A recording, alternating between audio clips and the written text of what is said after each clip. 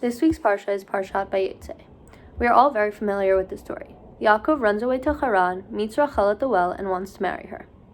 Lavan, his uncle and Rachel's father, agrees that after 7 years of work, Yaakov can do so.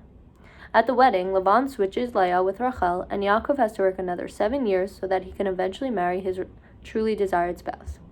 Looking more closely at the text and following their stories, it is interesting to note that although at the outset Rachel was described as the more desired, in the end she becomes an isolated, tragic figure, buried far from Yaakov, far from the Ma'arat HaMachpelah. In fact, Rachel was ultimately immortalized as a symbol of want and despair by Yirmiyahu, who prophesied in Parak Lamed Aleph Pasuk Yudalid, Kol berama nishma, Rachel mevaka al b'neha. On the contrary, Leah's story has a different ending. Leah, the one with weak eyes, was the unintended spouse.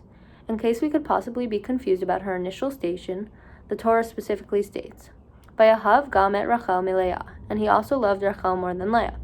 If that isn't clear enough, a few sentences later the Torah continues, Vayar Hashem ki sinua Leah, and the Lord saw that Leah was hated.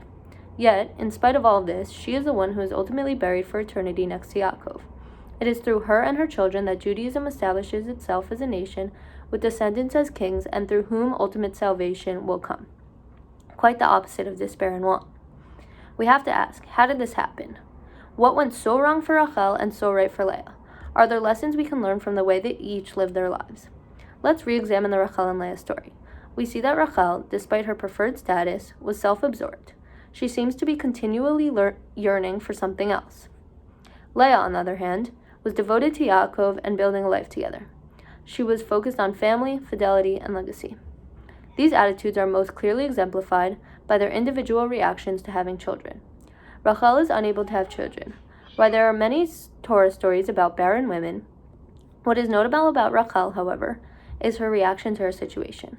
She lashes out at Yaakov by saying, Vatareh Rachel ki lo yolda leYaakov, vatikneh Rachel ba'achotah, vatomar al Yaakov, Haval li banim ve'im ein matanochi.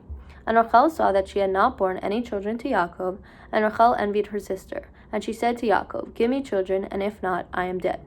In response, the Torah tells us that Yaakov becomes angry with Rachel. Veichar af Yaakov berachel. Rachel is focused on herself, casting blame on Yaakov, hinting at a sense of entitlement. When she finally does give birth, she names her first son Yosef. Vatikra et shmo Yosef, lomar Yosef, Hashem li ben acher. So she named him Yosef, saying, May the Lord grant me yet another son. Pretty remarkable. One would think that after a long struggle to have children, her reaction would be one of gratitude and thanks.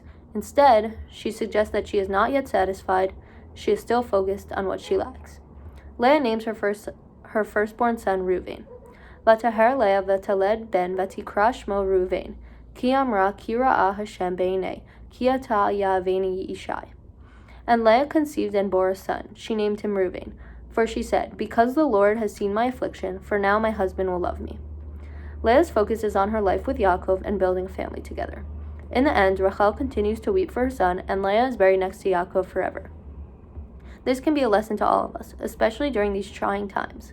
It is better to be happy with what you have rather than focused on what you don't.